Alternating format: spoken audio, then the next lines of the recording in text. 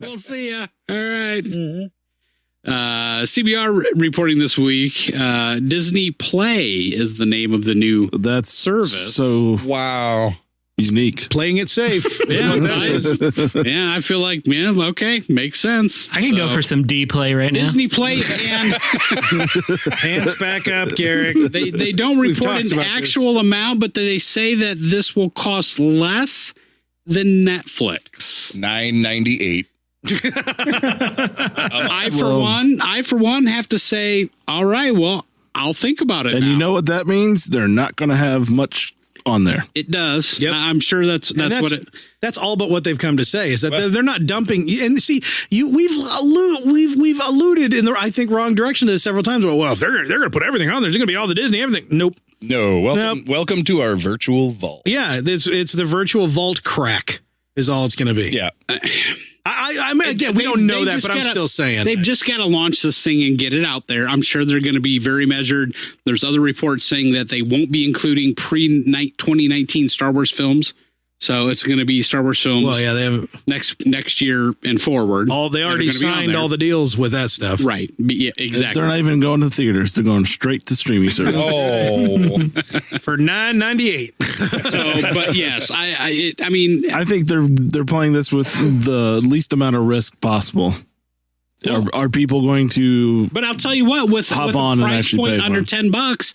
I'll consider it. I'm telling you what I get. I'll consider it. It's got to be under $8 because there's one service that I'm willing to pay $10 a month for, and that's Netflix. I don't pay that much for HBO. I don't pay that much for any of the other things that I'm attached to. But when you start throwing, and people, the internet is already starting to murmur about this. After we throw all these different streaming services, are going to have their own stuff on there. It's going to cost more than basic cable did. And yep. Yeah, but you get to pick and choose. That's the beauty of it. That is the nice thing. Without contract. That's the big thing. Is that it's the contractlessness. Yes. Is that you can binge in and out. Everybody can bitch and moan about this all they want, but it's better than what we've had. And it fosters great competition between all these services to provide the best quality of content. Amen, brother. I would like a $7.98 price point. Maybe nobody but Mike is old enough to remember this, but kind of like what they said cable was going to be when it came out. Yeah, that's Yeah. Is Disney going to include ESPN on this? Is it going to be $30 a month? Right. No, that's the next time. Now we got to start talking net neutrality. Yeah. Because this affects that as well, Mike. Anyway, so yeah, I don't know. I'm listening. That's all I'll say at this point is I'm listening. So we'll see how that kind of turns out, and I don't know. Hear that, Disney? You have Mike's attention. You do. He's interested. And I was a skeptic, so I don't know. We'll see. Right now they haven't shown me anything to draw me in to be like, yep, that's what I'm doing. I'm going to keep an eye on it. Well, I agree with that sentiment too. I'm not saying yes. I'm saying I'm listening. When's the last time Disney or one of their close-netted subsidiaries actually put out exclusive TV-like content that I'm into? I mean, the films, whatever. The films are what the Marvel stuff. Children programs, most of them, in my opinion, and I'm sorry, I'm going to say this, are garbage nowadays. What is? The Disney. Yeah, the young people stuff. Yeah. Oh, I like the animated features, but the feature films, but the series. Yeah, I'm talking about like the live action. Yeah, that stuff is trash. It's like that's what I said. Garbage. Such that's what unbelievable trash. I think that's what they're going to fill most of those spots with. Yeah, because it's easy. It's easy. They know they're not even competing with themselves when they throw that crap on there because it's even filler on their own channels. Right. Ugh. Mm-hmm. Yeah, and I'm not going to pay to support that. Are they going to put the Marvel live action series on there as well? I haven't heard anything about the Marvel stuff. I didn't see anything. I don't know. I have to go back here. How far does that Netflix deal go? And how deep does it dive? Does it go past Defenders? I heard that they're pulling as soon as those contracts are up. They're pulling. So. Okay. Now we haven't heard anything on the specifics on how the streaming service works, right? We're making an assumption it's going to be three-factor authentication. Well, we're making the assumption, and I think this is a good assumption, but I wouldn't put it past Disney to change this up. Look, it'll be. We're making the assumption that it's going to be like a Netflix streaming service where I can just pick and choose what I want to see whenever. Yeah, and what's the alternative to that? I mean, features where they have stuff available for narrow windows. This weekend, you can watch Lady and the Tramp. It would be colossally stupid. Yes. And I don't think they're that stupid. Right. But we don't know. Because there's not that many services that have been that successful yet. There's a handful that have been mega successful. And a lot of others that have kind of meh. I mean, remember when Crackle started? It was almost unwatchable. Hulu with the same commercial 100 times? Good God. Still unwatchable. When people tell me they pay for Hulu, I'm always just like, you are a better person. To be honest, I'm surprised that they're still in business. Yeah, I didn't know it was still a thing. A lot of people. It's changed hands a couple times. I know, like that's their primary source of television. Hey, Crunchyroll is still commercial free, guys. But that's the thing with Hulu. Hulu has kind of, I don't know how they are now. So, but back when I tried them, it was like, okay, you can watch it the night after it airs and it'll be up for like 5 weeks and then it's going to be gone. Right. It's like you, and that, I think that's a better example of what you're insinuating. Well, we don't know how Disney's going to behave. Right. If they do that kind of thing where it's these timed releases and then they scoop it back into the vault. And I know we're throwing the vault around, but that's more or less what it is. It's this artificial exclusivity thing. That's awful. And Hulu is doing it because I think they were still grasping at DVD sales, the poor souls. Yeah. You know, I'm a little nervous about the whole thing. I don't know what to expect from Disney. I don't even really understand. I mean, I did Hulu years ago. I don't even really understand their business model. I mean, they do movies. They have originals now. Yeah. Well, yeah, I knew they were dabbling in originals, but I thought they were mainly TV, but I don't know.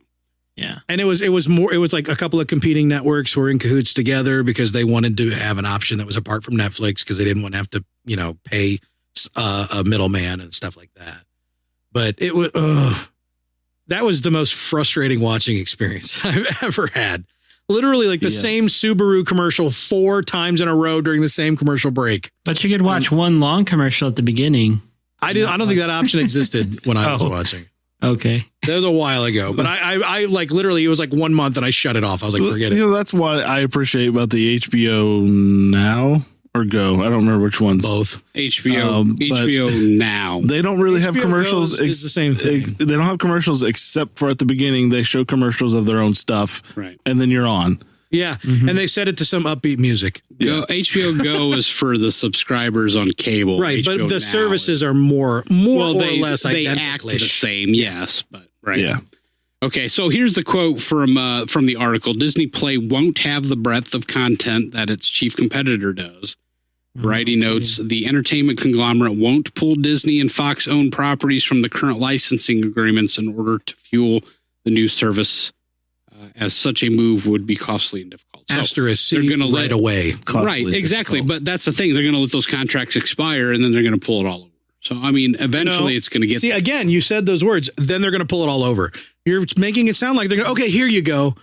I don't believe that yet. Okay, well, no, they'll have the option to. I get that, but what I'm saying is they're not going to renegotiate new contracts with outside services. I don't think that's off the table. And I don't even consider that like a bad thing on Disney's side to still put some of their stuff out in other services.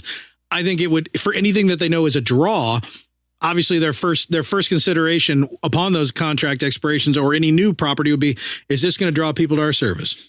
Well, we calculate that our best demographic is this, blah, blah, and this would actually fit better over there, and they're willing to pay us this money, and the money they're going to pay us is greater than the amount of people that we would get for putting it on our own service. So they'll still go that way. Disney is a business.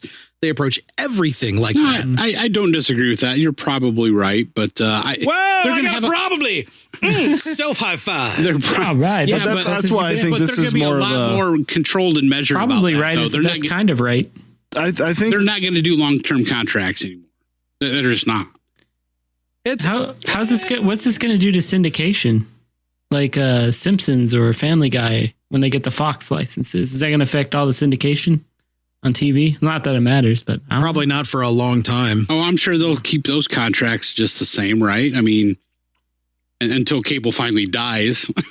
I would hope so. That's still at money. some point. And the only place like the Simpsons is syndicated, while Fox and FXX, which is also Fox. Yes. Yeah, but it's Fox.